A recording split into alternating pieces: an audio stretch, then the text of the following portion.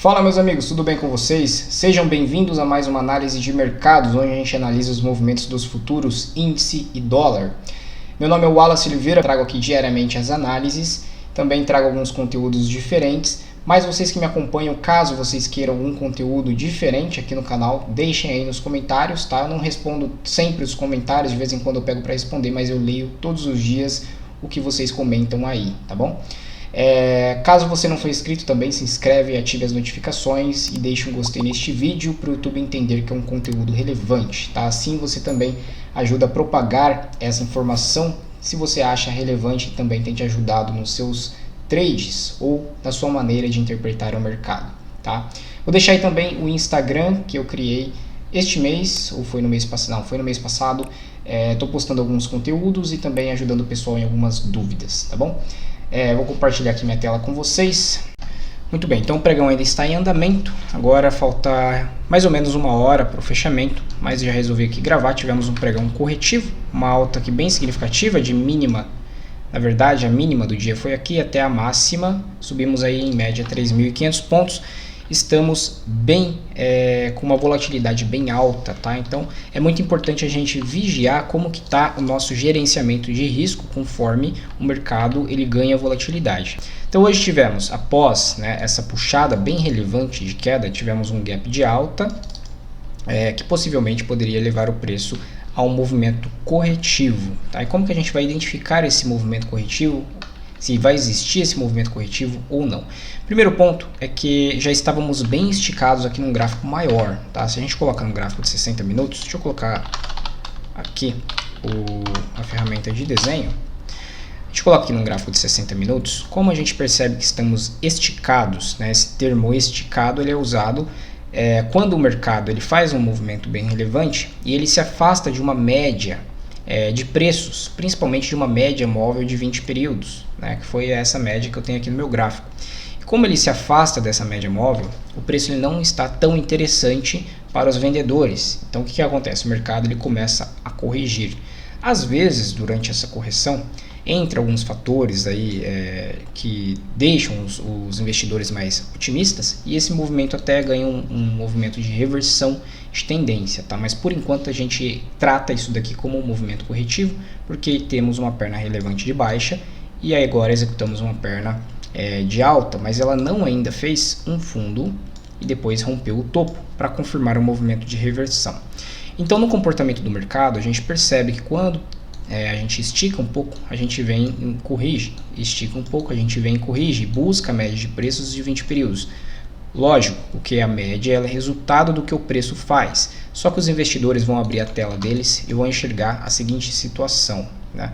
O mercado ele se aproxima desse fundo prévio e se eu vender aqui, o meu stop ele tem que estar aqui embaixo e eu tenho o risco de o mercado sentir essa região aqui, entrar novos compradores, porque já entrou aqui e já entrou aqui, tá? Então é assim que os investidores, principalmente os investidores que estão enxergando um gráfico maior, vão pensar, tá? Eles estão o tempo todo calculando o risco-retorno deles.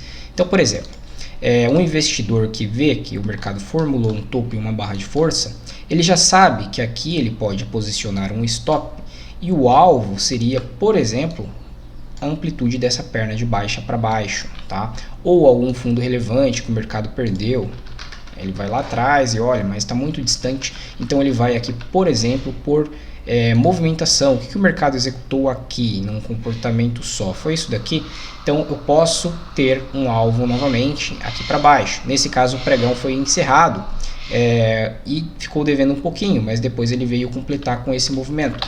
Então eles estão o tempo todo calculando para ver se vale a pena, onde está o último topo, aonde está o último fundo, tá? Então tem aqui esse último topo, uma operação em média de 1.200 pontos de risco para um alvo aqui de 1.400 pontos. Opa, já vale a pena, então eu posso participar dessa operação, tá? Então os investidores maiores que estão enxergando um gráfico maior, eles vão pensar dessa forma, tá? Principalmente quem vai se posicionar para swing trade.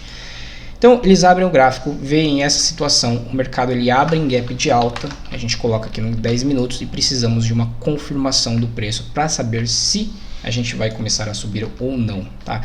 Em primeiro momento, o preço ele começa a triangular. Como que a gente pode identificar isso? Não fizemos um rompimento de topo, aqui estava ele, não fizemos esse rompimento de topo e não caminhamos até o fundo prévio. Então temos um topo mais baixo do que o topo anterior.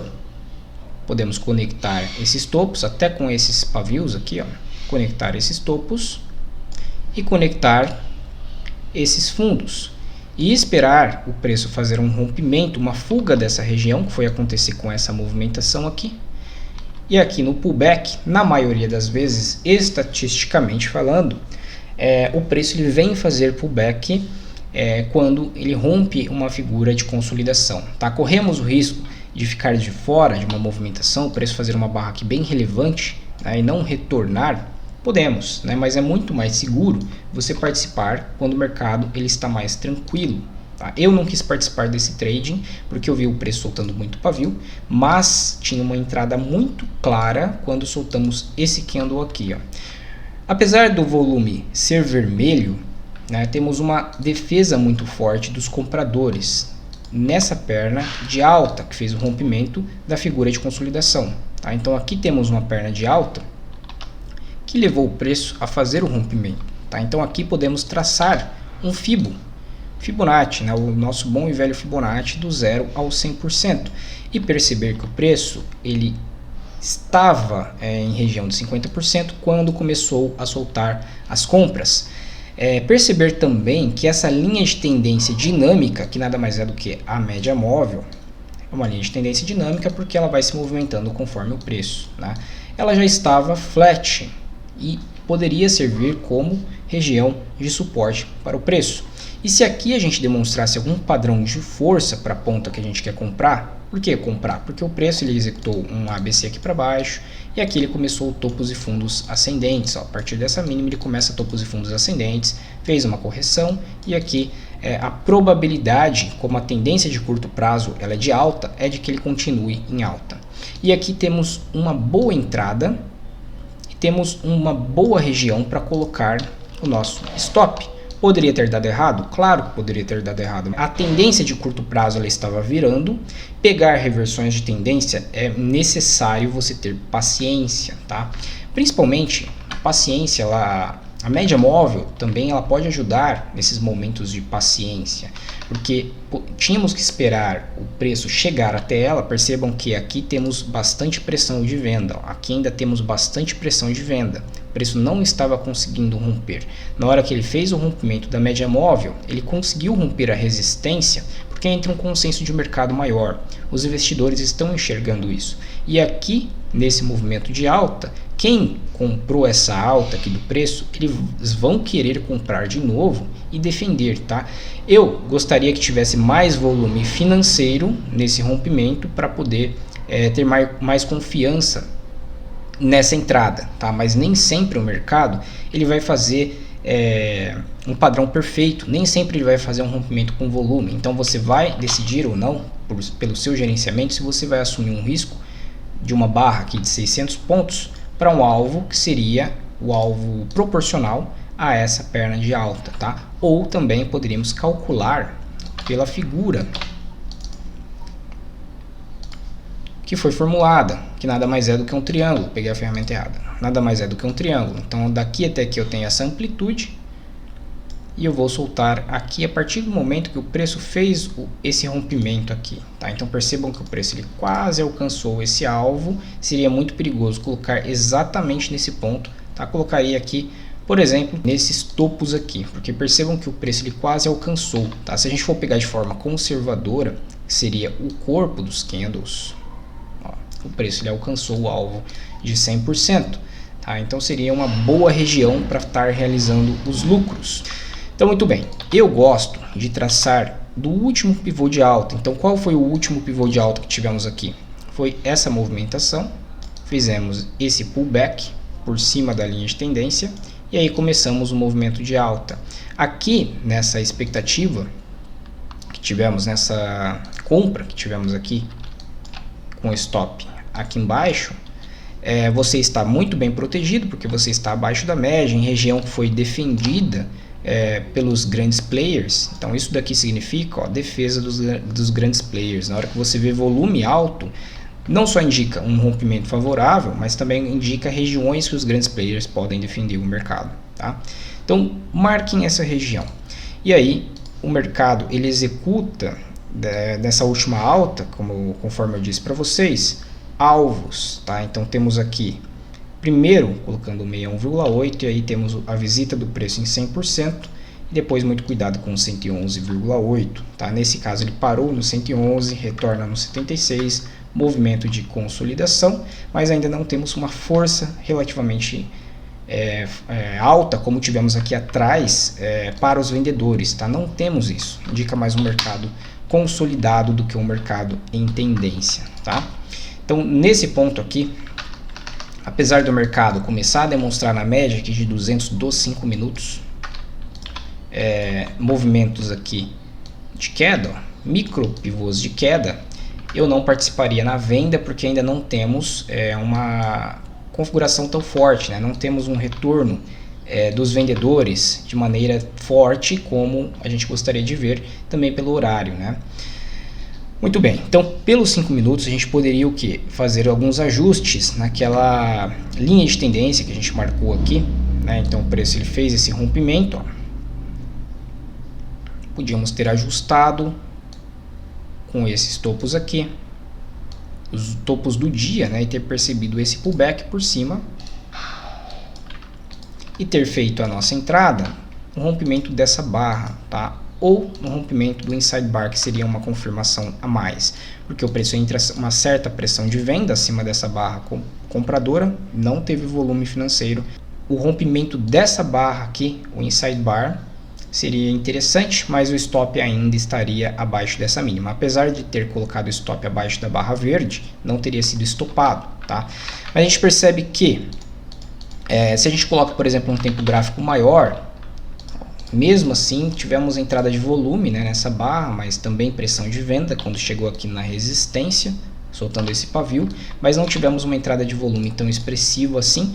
Por este motivo eu não quis participar dessa compra, né, não quis assumir esse risco, mas se você conseguiu pegar, os meus parabéns, tá? Então essa foi a operação de hoje no índice que eu achei bem interessante.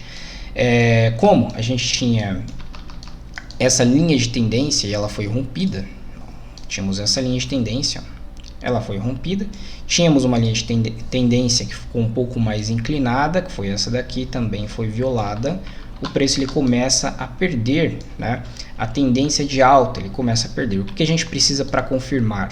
Um movimento assim e uma movimentação assim para confirmar, tá? E precisa ver força na tendência de queda no pregão de amanhã ou até mesmo hoje, falta alguns minutos para a gente finalizar, tá? Beleza, então vamos dar uma olhada lá no gráfico do dólar. Por enquanto aqui no gráfico de 10 minutos tivemos um pregão corretivo, né? O dólar fez uma movimentação bem expressiva e ontem também soltou um movimento bem expressivo. Se a gente for observar por ondas de Elliott, a gente pode talvez identificar algumas ondas aqui, como uma possível onda 1, uma possível onda 2, até aqui, onda 1 da 3, 2 da 3, 4, desculpa, 1 da 3, 2 da 3, 3 da 3, 4 da 3, 5 da 3, frustrada talvez, e um movimento de zigue-zague ABC aqui para baixo, tá? E aí, a gente pode identificar nessa possível correção que a gente ia ter hoje, né, após essa falha, com esse gap de baixa, após essa falha de buscar essa região, tá? Poderia ter considerado uma compra aqui? Poderia ter considerado uma compra aqui, tá? Se você conseguiu pegar essa compra, deu para realizar uma parcial no alvo de 1 para 1, tá? Ele não chegou na linha d'água, que seria aqui esse ponto, tá? O dólar estava em tendência de alta, mas tinha que tomar muito cuidado também com a situação do BC, tá? O BC ele poderia atuar a qualquer momento, o dólar está chegando num patamar muito importante, rompendo um topo histórico lá do gráfico diário. Não, topo histórico não, né? O topo histórico está aqui, mas esse topo aqui é muito importante, o dólar está fazendo esse rompimento desse topo, o BC poderia atuar a qualquer momento para operadores de dólar, tá? Então poderia ter considerado uma entrada aqui sim, mas se você não conseguiu sair quando viu essa movimentação de pavio aqui, fazendo aqui um possível falso rompimento desse topo, que era do mesmo dia, foi estopado muito provavelmente, tá? Quando o dólar veio com essa barra aqui, ainda faz uma nova tentativa e não consegue. Aí aqui a gente já está identificando a formação de uma figura de reversão, né? Que figura de reversão que é essa? ombro, cabeça e ombro. Não conseguimos passar mais desse patamar e aí temos um consenso no mercado de que o dólar está caro já nessa região. E aí vamos procurar por operações de venda. Essa barra ela me confirma, lá nos 5 minutos a gente pode identificar melhor essa formação. O ombro, cabeça, ombro ele teria que ter, né, esse volume decrescente, ó, volume no primeiro ombro, na cabeça tivemos um volume menor, né, nessa região e depois um volume um pouquinho menor ainda no ombro direito, né? E no IFR a gente pode até identificar uma leve divergência, porque tivemos um rompimento desse topo em corpo, de candle em fechamento, mas no IFR ficamos no mesmo nível e também aqui nesse ombro direito ficamos bem abaixo. Então aqui nos 5 minutos, pelos 5 minutos, pela ótica dos 5 minutos, né, tivemos essa região aqui de suporte. E quando ela veio, essa barra veio e violou com essa força essa região aqui de suporte, a gente pode se posicionar, né? Já temos aqui a média móvel virando, ó, a de 20 períodos, a tendência já virando, porque fizemos um topo mais baixo, estamos perdendo essa região. Tá? E qual seria o alvo? Tá? Eu gosto de traçar o alvo pegando o último movimento de baixa como um movimento proporcional, tá? De forma que eu trace em cima desse movimento de baixa. E aí eu vou querer fazer realizações aqui, tá? Mas especificamente testar o 111. Por que o 111? Porque era fundo anterior, tá? Era essa região aqui de fundo, ó. Colocaria nessa região meu alvo com confluência com o Fibo. E aí o preço ele veio. Então aqui nessa região ele faz um falso rompimento, retorna no 76, né, e fica aqui consolidado, né, fica consolidado, não consegue fazer um pivô de alta para a gente acreditar numa compra. Aqui ele até fez, né, mas estava aqui distante, a média móvel descendente, chega na média móvel ele já encontra uma barreira, junto também, claro, com o 76, e aí faz esse falso rompimento, né, não consegue fazer esse rompimento, entendemos que estamos consolidados, temos esse topo que não conseguimos romper e esses fundos. Aí aqui provavelmente foi o Bacen que entrou e derrubou o dólar lá para a média de 200 períodos aqui dos 5 minutos. A gente poderia também ter ampliado essa operação seguindo esse mesmo alvo, tá? Perceba que o dólar ele executou aqui o segundo alvo de Fibo, acabou executando, depois ele veio executar o terceiro alvo de Fibo, tá? Com esse mesmo Fibo aqui no 100%. Tá? A premissa do terceiro alvo de Fibo é buscar novamente o 76 como região de resistência em uma tendência. Tá? E aqui temos a média móvel ascendente de 200 períodos, tá? Que poderia aí mudar o comportamento do dólar. Já está mudando, né? Temos uma nova consolidação. E por enquanto é isso, pessoal. Quero deixar com vocês essa análise, espero que vocês tenham gostado. Deixa eu retornar aqui para vocês. Espero que vocês tenham gostado, então percebam que eu trago alguns conceitos diferentes da análise técnica, mas no final a gente coloca todos esses conceitos juntos para tomar a decisão na hora das entradas, tá? Isso é muito importante. Então, à medida que você vai estudando, por exemplo, Elliott ou Price Action, esses conceitos eles têm que se unir na hora de vocês fazerem as operações, tá? Senão você vai ficar pulando de galho em galho, de estratégia em estratégia, cada uma vai dizer uma coisa e você não vai criar um consenso na sua cabeça e aí você vai automaticamente começar a sair no negativo, tá? Por esses motivos de falha técnica, falha no seu operacional, tá? O operacional ele tem que ter clareza, assim como o seu gerenciamento, beleza? Então um grande abraço a todos, até a próxima análise.